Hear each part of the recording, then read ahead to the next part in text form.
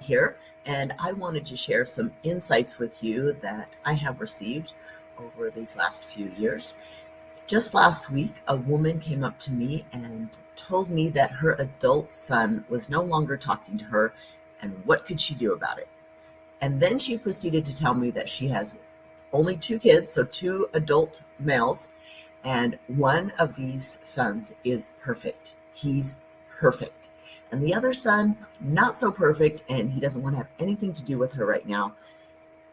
And I kind of laughed to myself because I thought, well, that's part of the problem is she is projecting onto one son that he is perfect. Now, we know other people, I don't know that anyone we know is totally perfect.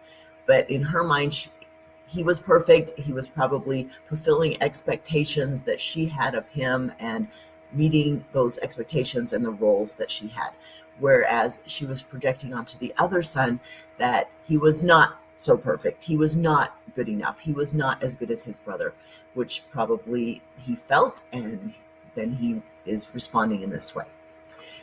So my comments is that let's find the gift in our most difficult child. And for me, that was my son, Christian, who passed away by suicide over 3.5 years ago.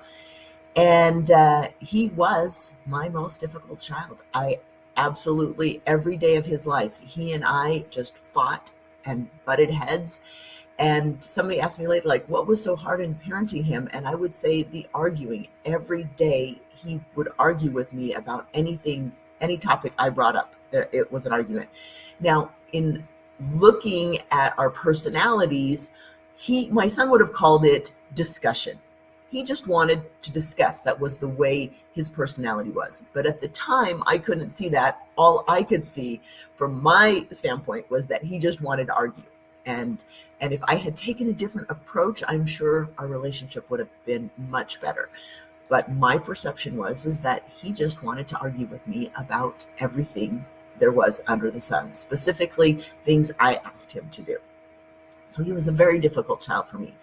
I remember when he was 16 years old, and this was 3 years before he passed away, I was walking down the hallway of my home, and I was thinking about something that I just dwelt on every day, and it just made me so angry. And that topic was, how has my son upset me today? And I was just so consumed with this anger. And as I'm walking down the hall, I heard a voice, and that voice said, he's not the problem, you are.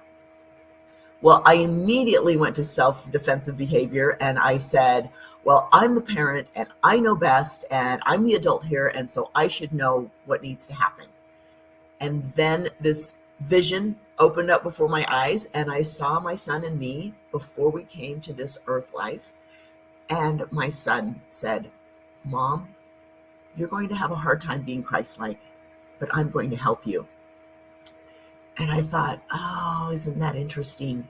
Here is my son named Christian, who had told me just a couple weeks prior that he didn't believe in God. And he was here to help me become more Christ-like. And so at that time, I realized I needed to change my behavior with my son, my interactions with him. I needed to take a softer approach, not so militant, and to be more considerate of the position where he was coming from.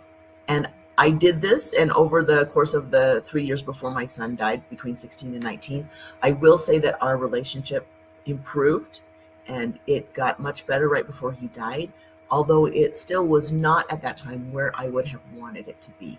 It just was not very connecting.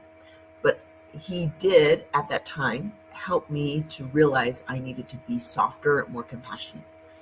Since my son's passing, I will say that he has helped me in more ways to become Christ-like, to become compassionate, empathetic, to allow grace, and not to have these expectations of other people that just are unreachable, that can't be met, and to allow grace for myself.